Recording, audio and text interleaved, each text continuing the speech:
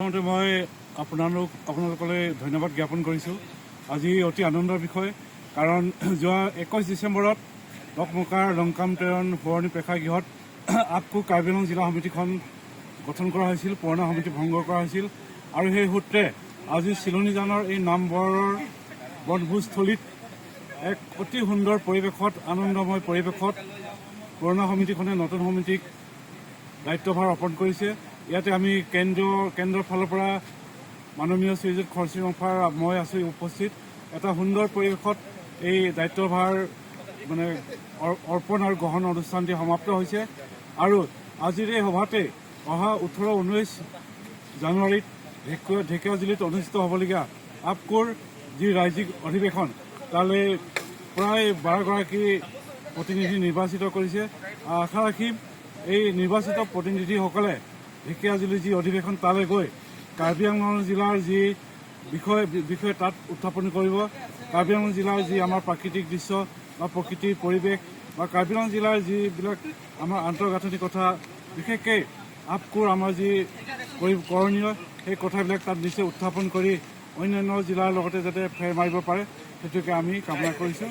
পুনৰবাৰ সদৌতিলৈ ইংৰাজী নৱবৰ্ষৰ শুভেচ্ছা, লগতে অসমীয়া জাতীয় উৎসৱ ভোগালী বিহুৰ ওলগ জ্ঞাপন কৰিছোঁ। ধন্যবাদ।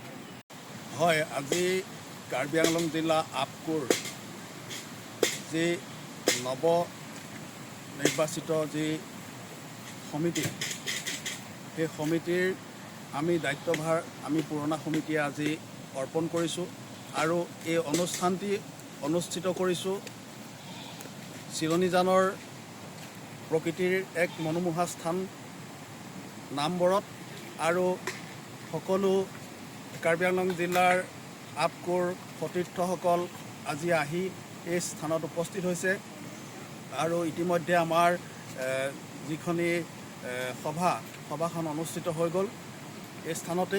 আৰু তাৰপিছতে আমি সকলো লগ লাগি আজি এক প্ৰীতিভোজ খোৱাৰ ব্যৱস্থা কৰিছোঁ।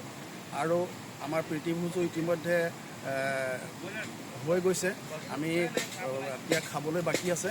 আমি সভাখন অনুষ্ঠিত কৰাৰ পিছত এতিয়া আমি সকলো মিলি এসাঁজ একেলগে খোৱাৰ লগতে আমি আজি এই স্থানৰ পৰাই অসমবাসী ৰাইজলৈ আগন্তুক ভোগালী বিহুৰ ওলগ আৰু প্ৰীতি সম্ভাষণ জ্ঞাপন কৰিছোঁ। আৰু আজি যি অনুষ্ঠান সাফল্যমণ্ডিত হোৱাৰ দিশে আমি আগবাঢ়িছোঁ। পুনৰবাৰ মই এটা কথাই ক'ম, জয়তু আপকো জিন্দাবাদ।